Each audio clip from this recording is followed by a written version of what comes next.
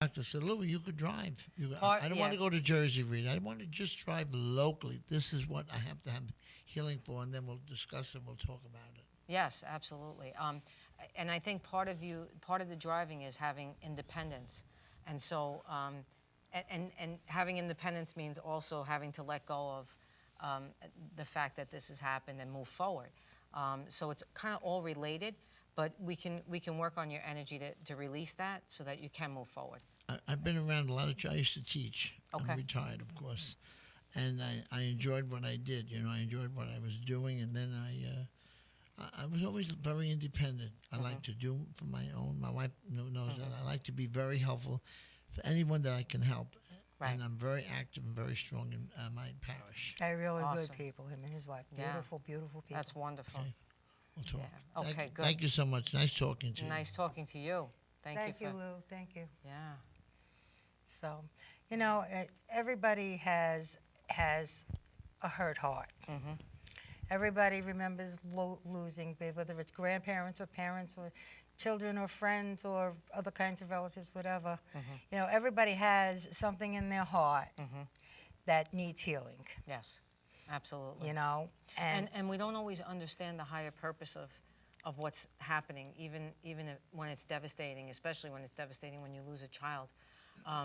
It's almost inconceivable, that feeling of loss. And there's always a higher perspective, even though we may not know what it is. But before we come here, we create that plan. We sign on our contracts to what we need to experience so that we evolve our souls here. This is a big school here. We're learning. That's lessons. what we're here for. That's right. And people, and I laugh because the kids say, "Oh, I gotta go to school again. Oh, I gotta go to high school. Or I gotta go to college." They don't even know that. You're in school. You're in school the whole time. So even when you get out of school, you're still here. And some of those lessons are even harder than being in regular school. That's true. So if we could see it that way, that we're here to learn lessons, to evolve the soul, and there's a purpose for everything. I mean, I liken it to like traffic control, like for airplanes. Whoever has that job to me is like almost like God. It's like, how do you get all those airplanes to, there's not thousands crash and into thousands each other. and not crash into each other. I mean, that's an amazing job to have, but that's what Spirit is. They're like traffic control, right? They run around helping people get placed in certain places. If they need to slow up a car because of an accident, if they need to move you faster to get to an interview, I mean, that's their job.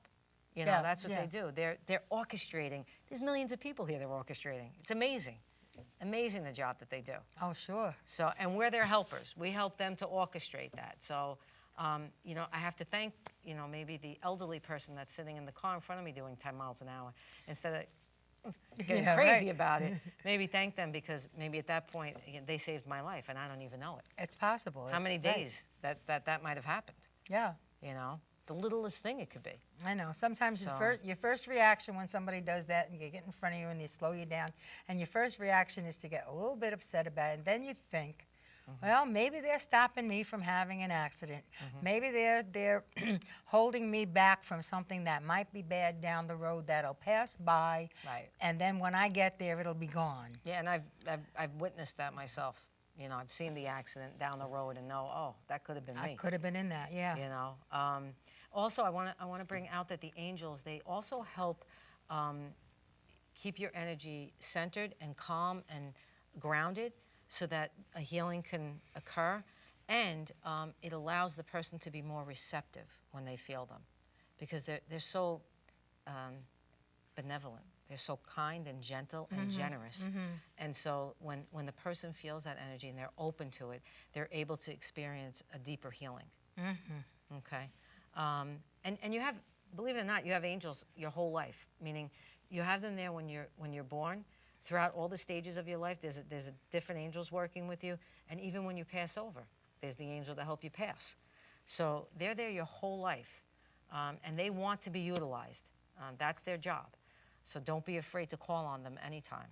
If angels are there when we die, then how do you explain? I mean, not that I don't believe, I do believe, but then again, you can't discount the fact that that ghosts exist and people that are stuck or lost or unable to get to the light or whatever. What is their thing? What do you think that their problem is? Some people, I've found that some people, when they experience a traumatic death, especially, and they get yanked out of their souls get yanked out of the bodies, they're almost not used to. They have to get acclimated to the fact that they're not here anymore. Yeah. So their energy is not, and so they're kind of stuck like, hey, wait a minute.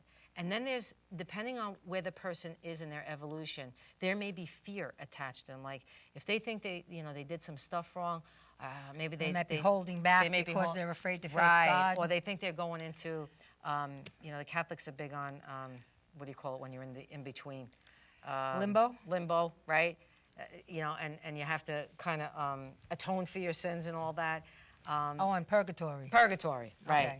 Which I'm not a Sometimes believer I think in. we're in purgatory, actually. Yeah, I'm not a believer in that. I believe that when we pass here, we see the light, we experience the angels, the people that come to get us, our relatives that have passed, and they take us right where we need to be. Right, yeah. With our soul groups, which is pretty cool. We have these soul groups that we have up That's there right. that we work with. Yeah, well, they say that the people that we hang out with over there are the people that we come back here with and Right. hang out with here. Right, and that we're learning tremendous lessons from. So, the person that aggravates you the most is probably teaching you your biggest lesson. That's so in true. the end, you thank them, even though you want to kill them. Even though you want to kill them.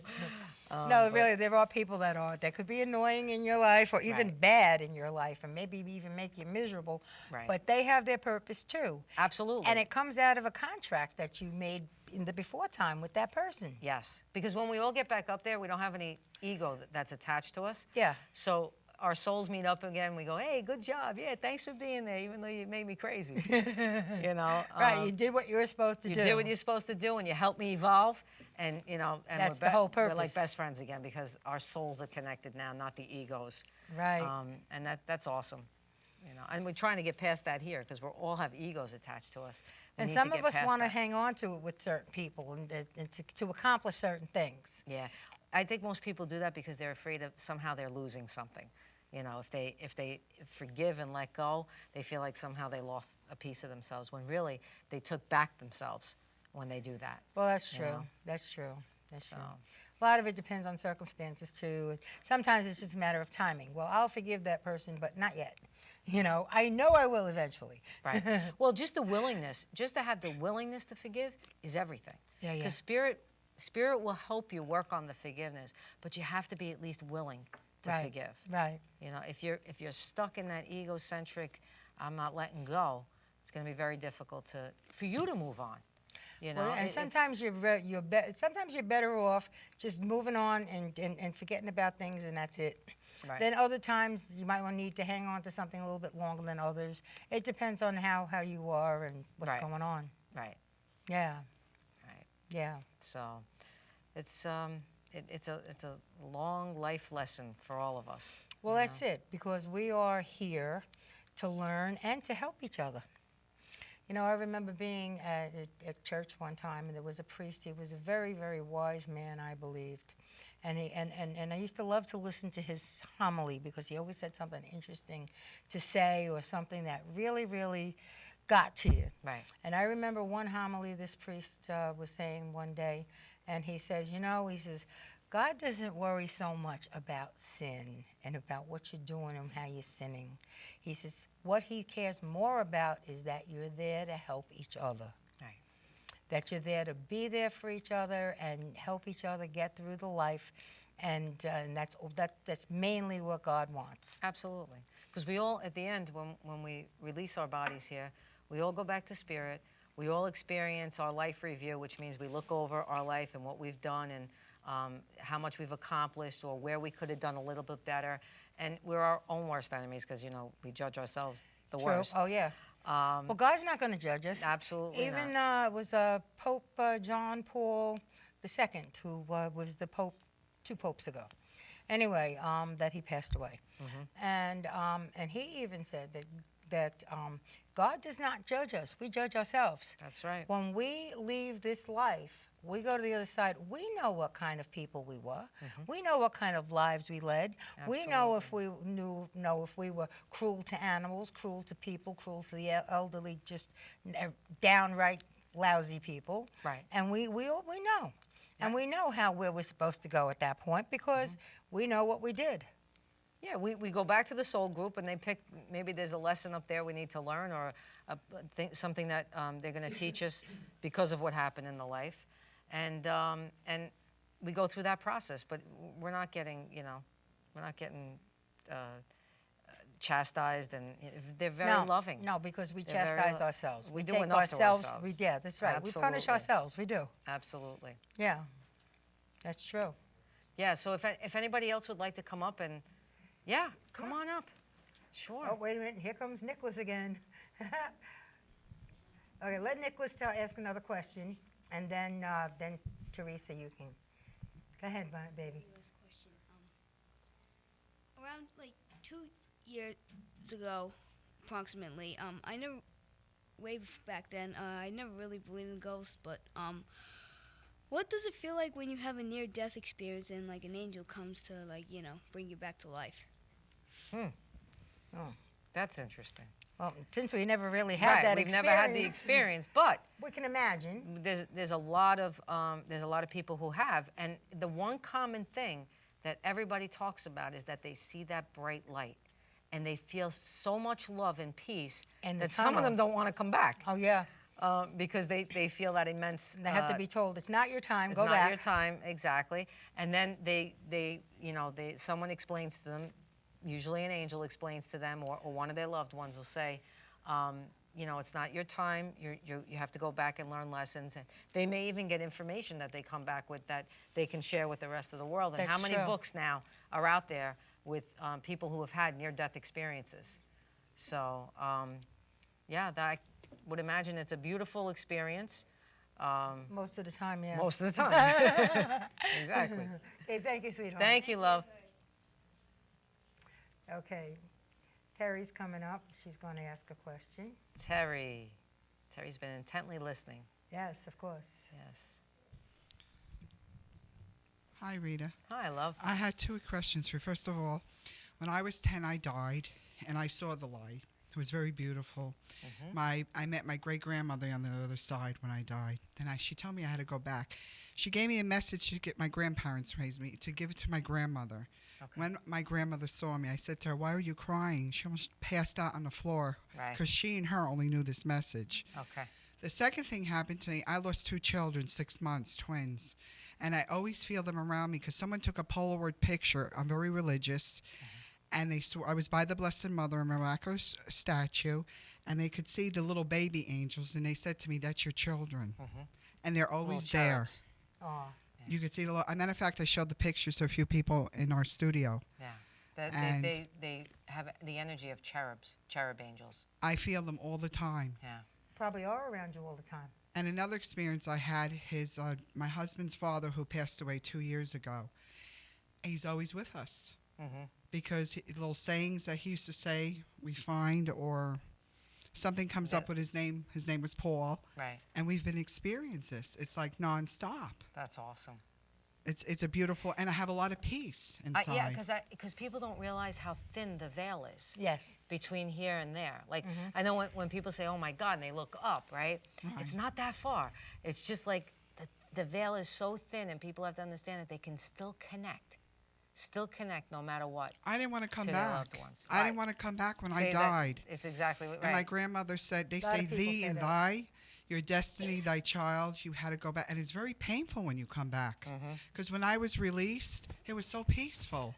But when I was going up, I saw like light and roses. It was very beautiful because the doctor actually questioned me after like 2 days later. I said to him, "Why were you all crying? I was so happy." Those children, those twins, yes, they've been with you in other lives, and they've been, again, twins in other lives. It's interesting. They like to come in together. Huh? Yeah, they like to come in together. Wow. And so, can you tell me how they?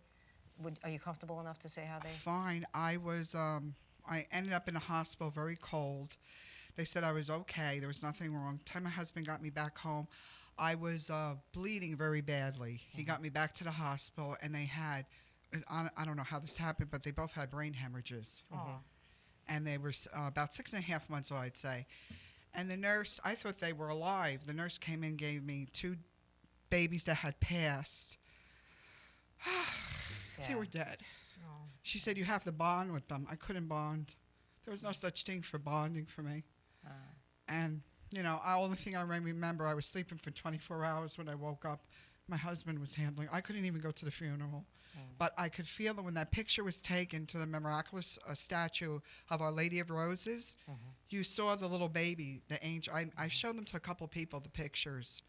You can't lie in pictures, especially Polaroids. Right. You could see the little angel wing and the little hand holding me. So God bless. That's awesome. Yeah.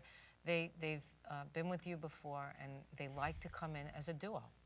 Yeah. It's like, you know, I could feel peanut butter and jelly. You know, it's like that kind of mix. You know what I mean? It's and they will be back together again, and so they'll be with you until they will meet you on the other side when you're ready. Oh, thank you. Yeah. Thank you. So we did get to talk about the other side the way they wanted us to. Yes, they wanted people to know that that there is a place that we go to that's absolutely stunning and beautiful in a sense, because you look at color today, you know, you see a tree or you see a plant or you see, you know, a vibrant color. So they say multiply that by 1,000. You can't even imagine the colors that you witness when you're in that space. And really they said this is just another dimension. There's many, many dimensions. But this is just another dimension that you experience here. And so, you know, it's where we go when we want to release our bodies here.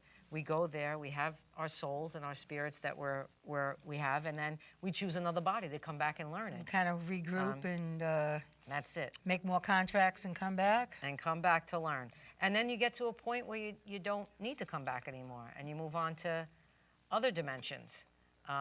So that's the whole purpose of coming back is so that we can move on to the higher dimensions each time that we leave here. Right, exactly. You know? Exactly. I read a book years ago called Embraced by the Light by Betty Eadie. Yes, I've heard of it. It was a wonderful book, and she described in detail what she saw on the other side. And she said that there were colors that you can't even give a name to. But there's no name. There's no name because they are not of this world. Right. I mean, we have some beautiful colors here. All kinds of beautiful, beautiful colors. And she says, and they pale in comparison to what you see over there. Yeah, and I have to tell you that once we get to that point, because we will in our evolution get to that point where we're that evolved, there will be absolutely, and there's no separation now, but you will see us merge as one. And so people are familiar with like monks who meditate all day long, right? And then at the end of their life, they just decide, okay, I'm going to release my body now, and they just float out, and they're done, and they right? go home. They don't need sickness, they don't need a disease, they don't need anything like that. We're all going to get to that point when we evolve as a consciousness, where when we want to, we just release our bodies and we go back home, and we then take on another body and whatever it is we choose to do. That's how powerful. We'll get to the point where we can just will ourselves out. That's it. Because I remember... No sickness, nobody's mourning, everybody's, because we know where we are.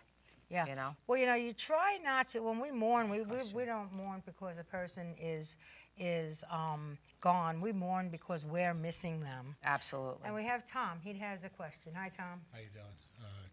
Rita, today I was going out, and the angels told me to go get some fresh air and take walks, and I need to raise my oxygen levels because I'm just too weak. Right. And they also suggested I go down the beach to get salt there.